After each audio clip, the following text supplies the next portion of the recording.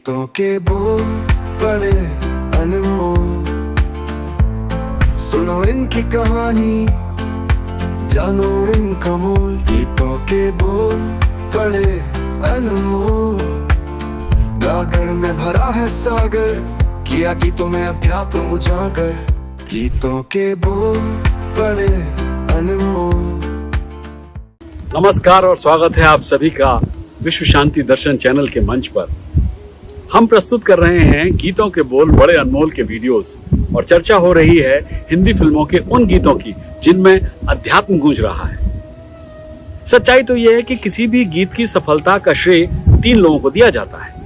पहला गायक या गायिका जिसने अपने मधुर कंठ से गीत को आवाज दी, फिर आती है बारी संगीतकार की जिसने उस गीत का संगीतबद्ध किया, और अंत में हम याद करते हैं गीत के लेखक को या गीतकार को जिसने उस गीत को अपने शब्दों से संवारा। गीतों के बोल बड़े अनमोल उसी गीतकार को हमारी ओर से उचित सम्मान देने की एक छोटी कोशिश है। आज जिस गाने पर चर्चा होगी उसके बोल लिखे हैं गीतकार भरत व्यास जी ने।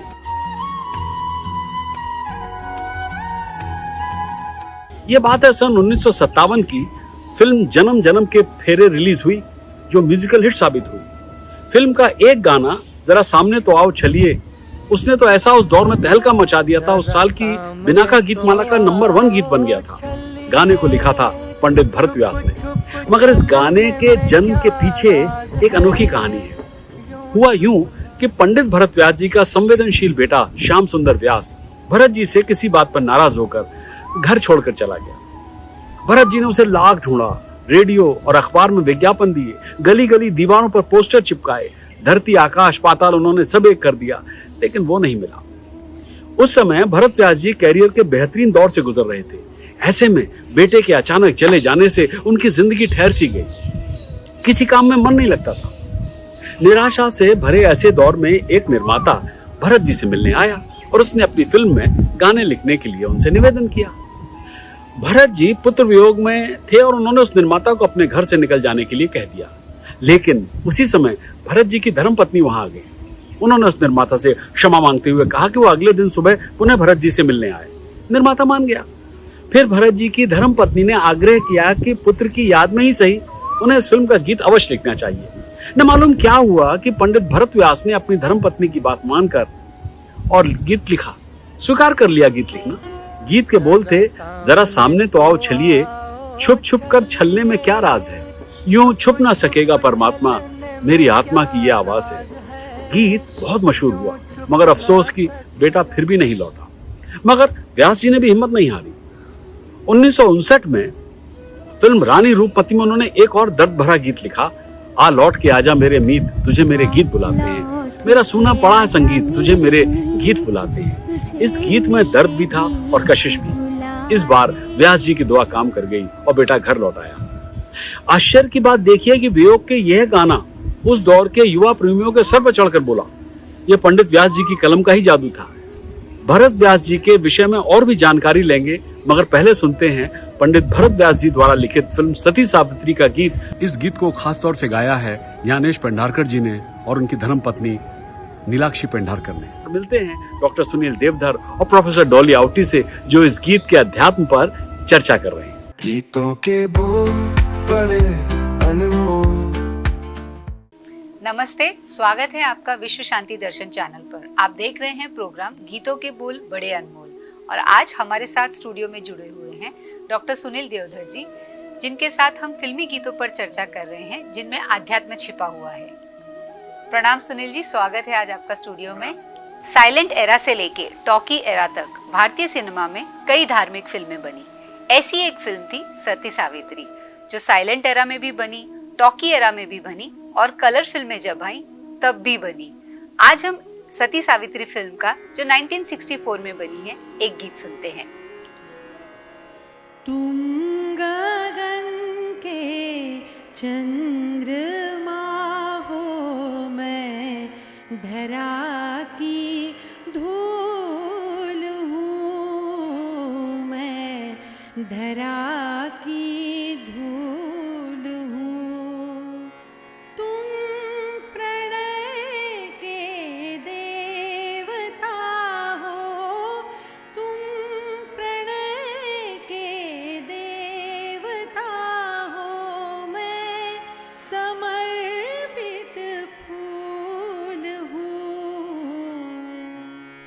तुम हो पूजा मैं पुजारी, तुम सुधा मैं प्यास हूँ, तुम सुधा मैं प्यास हूँ। तो सुनील जी, गीत तो बहुत सुंदर था जी। बट मुझे एक बात समझ में नहीं आई। जो पंक्तियां हैं, तुम गगन के चंद्रमा हो और मैं धरा की धूल हूँ। आप देखिए, इस गाने में भी कहीं ना कहीं स्त्री को नीचे के स्तर पर लेके जाया गया है जी। और इसमें आध्यात्म क्या छुपा हुआ है? आपने जब फिल्म की बात की थी जी। तो पहले उसका उत्तर देता हूँ और फिर इसका, क्योंकि आपने गीत शायद पूरा नहीं सुना। तुम गगन के चंद्रमा हो मैं धरा की धूल हूँ, और उत्तर क्या है? तुम हो पूजा मैं पुजारी, तुम सुधा मैं प्यास हूँ। तो पूर्ति तो हो गई ना, कोई किसी से नीचा नहीं है, क्योंकि वो तो पूजा है और मैं पुजारी हूँ, और आप सुधा हैं, हम प्यास हैं। लेकिन कहीं ना कहीं शुरुआत में हमेशा ऐसा क्यों है? अभी हम उत्तर देते हैं उसका भी। तो जब आपने फिल्मों की बात की तो केवल भारतीय सिनेमा की बात नहीं है। आप ये देखिए कि जब दादा साहब फाल्के ने 1910 में the life of the Christ देखी, उसके बाद से उनके मन में ये विचार आया कि हम भारत में फिल्म बनाएं, और फिर 1913 में पहली मूक फिल्म बनी राजा हरिश्चंद्र, और ये सिलसिला चलता रहा। जब आलम आरा आई बोलती फिल्म, उसके बावजूद बाद में भी 2-3 सालों तक मूक फिल्में भी बनती रहीं। तो हमारी, न केवल हमारी फिल्मों की शुरुआत, बल्कि ये कहिए कि फिल्म की शुरुआत जो जिस तरह से हुई, तो अब दादा साहब ने तो वही एक कथा है the life of the Christ, अगर उन्होंने देखी और उससे प्रेरित हुए वो, और उसके बाद में हमारे यहाँ चूंकि आध्यात्म, धर्म, पुराण, कथाएं इतनी बिखरी हुई थी, तो इसलिए जब शुरुआती दौर की फिल्में बनी तो वो उन्हीं कथाओं को आधार बनाया गया। आप ये देखिए, कालिया मर्दन बनी, नाग कन्या बनी, फिर संत तुकाराम बनी, राम राज्य बनी, तो कथाएं तो वही थी। तो इसलिए हमारी चूंकि कथाओं का, और आज भी जो कथाएं हैं जो निकल कर आती हैं, वो कहीं ना कहीं उन्हीं चरित्रों, उन्हीं पात्रों में से निकल कर आती हैं। तो ये जो आपने शुरुआत की बात की थी कि फिल्मों का जो दौर रहा और जो शुरुआत हुई, तो उसका आधार तो इसलिए वो था। अब आपने, पहले हमने उत्तर दिया भी थोड़ा सा, और अब फिल्म एक पूरा का पूरा ड्रामा है और उसमें अलग अलग कहानियां हैं। अब सती सावित्री की जो कहानी रही है, तो उसमें जिस तरह की मांग है, लेकिन हम तो ये गीतकारों का चमत्कार कहते हैं कि फिल्म की मांग में भी उन्होंने शब्दों का वो सिंदूर भरा कि मांग चमक उठी। बहुत खूब है ना? तो ये और अगर आप इस ढंग से इस पर विचार करें कि धरा और आकाश, अवनी, अंबर, भू, ख।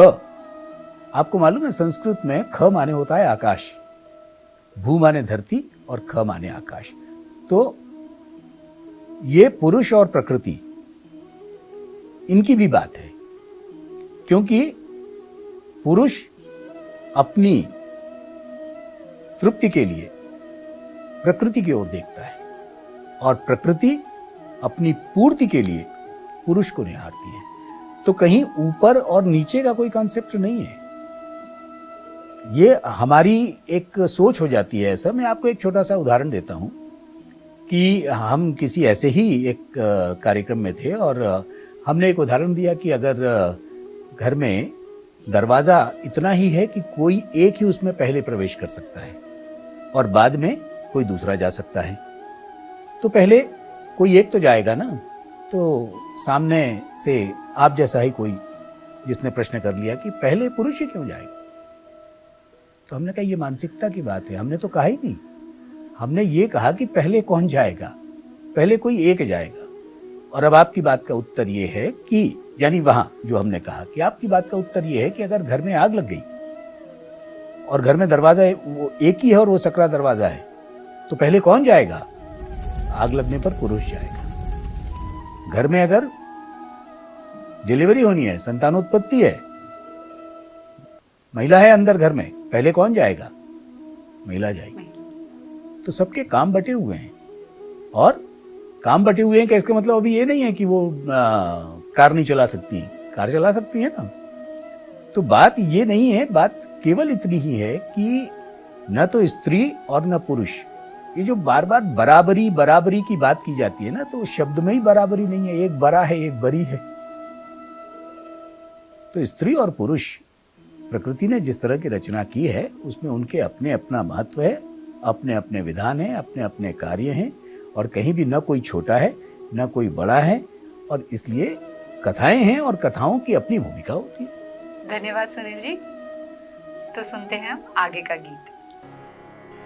तुम महासागर की सीमा, मैं किनारे की लहर, तुम महासंगीत के स्वर, मैं अधूरी सांस भर, तुम हो काया मैं हूँ छाया, तुम क्षमा मैं भूल हूँ, तुम गगन के चंद्रमा हो, मैं धरा की धूल हूँ, मैं धरा की धूल हूँ। तो सुनील जी, गीतकार भरत व्यास जी ने बहुत ही सुंदर पंक्तियां लिखी हैं जी। लेकिन फिर भी तुम काया मैं छाया, तुम क्षमा मैं भूल, कहीं ना जी। कहीं फिर से मुझे ऐसा लगता है क्या स्त्री का अपना कोई अस्तित्व नहीं है, और इसमें क्या आध्यात्म छिपा है? एक शब्द आपने सुना होगा कभी, प्रतिक्रियावादी। तो जब आप आधे सत्य पर विचार करते हो तो इस तरह की भावना पैदा होती है। इस गीत में जब आप आगे जाएंगी तब आपको इन सारे प्रश्नों के उत्तर भी मिल जाएंगे। अच्छा। जब वो भोर की लालिमा उन्हें कह रहा है, और पहले भी कह चुके कि वो पूजा है मैं पुजारी हूँ, वो सुधा है मैं प्यास हूँ, लेकिन अब इसका दूसरे ढंग से भी आपको उत्तर देता हूँ कि हमारे यहाँ शिव और शक्ति ऐसी एक संकल्पना है। जी। शक्ति कौन है? पार्वती जी। और शिव कौन है? भोलेनाथ शंकर भगवान जी। अब अगर शिव में ई की मात्रा आप नहीं लगाएंगे तो उसको क्या पढ़ेंगे? शव। उत्तर आपके सामने है। ये तो फिल्म का गीत है, और जो कुछ उस दृश्य की मांग होगी उसके हिसाब से उस गीत को लिखा गया है। लेकिन मूल रूप से हमारे यहाँ अगर हम शक्ति की आराधना की बात करते हैं तो वहां स्त्री ही है, और बिना स्त्री के अर्धनारीश्वर का रूप है शिव का। तो अभी हमारे पास शायद ऐसा लगता है कभी कभी कि हम शब्द पर जाते हैं, शब्द के मर्म पर नहीं जाते, शब्द के अर्थ पर नहीं जाते, उसके विचार पर नहीं जाते, क्योंकि केवल शब्द को देखेंगे तो संभ्रम होगा और प्रश्न उत्पन्न होंगे, क्योंकि किसी भी बात को पूरे परिदृश्य के साथ में देखना होता है, पूरे संदर्भों के साथ जोड़ना पड़ता है। अब अगर बात कहें तो अगर प्रकृति और पुरुष की जब हमने बात की तो वो एक प्राकृतिक सत्य है। नदी दौड़ती है समंदर की तरफ, है ना, क्योंकि वो आतुर है मिलने को, तो नदी दौड़ती है समुद्र की तरफ। समुद्र अपनी सीमाओं में बंधा बंधा है। समुद्र, अब आप यहां भी कह सकते हो कि समुद्र पुरुष और नदी स्त्री, तो प्रकृति ही ऐसी है। लेकिन इसमें कहीं भी बात अस्तित्व के विलय का नहीं है। आप मेरे इस एक शब्द पर विचार करें, बात अस्तित्व के विलय का नहीं है, बात अहंकार के विलय का है। और जब अहंकार विसर्जित हो जाएगा तो दोनों का ही अस्तित्व बराबरी से बना रहेगा। इसे समझने की जरूरत है। तो अब आप जब आगे की पंक्तियां सुनेंगी तो आपको, यानी हमारे दर्शकों को भी, वो उत्तर मिलेगा ही मिलेगा। तुम उषा की लालिमा हो, भोर का सिंदूर हो, मेरे प्राणों की हो गुंजन, मेरे मन की मयूर हो, तुम हो पूजा मैं पुजारी, तुम सुधा मैं प्यास हूँ। तुम गगन के चंद्रमा हो, मैं धरा की धूल हूँ, मैं धरा की धूल हूँ। अब संगीत की बात आई है। संगीत की देवी कौन है? माता सरस्वती। माता सरस्वती। और हमारे यहाँ जो संगीत है ना, वो सिर्फ सुर नहीं है, बल्कि एक एक सुर हमारे एक एक जो तत्व हैं जिनसे मनुष्य बना है, उन तत्वों को रिप्रेजेंट करते हैं। अब सुर कौन से हैं? सा रे ग म प ध नी, ये 7 सुर हैं। तो स जो है वो पृथ्वी तत्व को रिप्रेजेंट करता है, रे और ग वो जल तत्व को रिप्रेजेंट करते हैं, म और प वो अग्नि तत्व को रिप्रेजेंट करते हैं, ध वायु तत्व को रिप्रेजेंट करता है और नी आकाश तत्व को रिप्रेजेंट करता है। तो हमारे यहाँ संगीत सिर्फ ये 7 सुर नहीं है, ये तो हमारा पूरा जीवन है। और इसी तन के तंबूरे में जो है वो बज रहे हैं। और हमारे इन्हीं 5 तत्वों से हमारा शरीर बना। क्षिति जल पावक गगन सबीरा, पंच तत्व से बना शरीरा, ये तुलसी कहते हैं। यही 5 तत्व हैं जिनसे हमारा शरीर बना है। इस्लाम में भी इसकी संकल्पना है।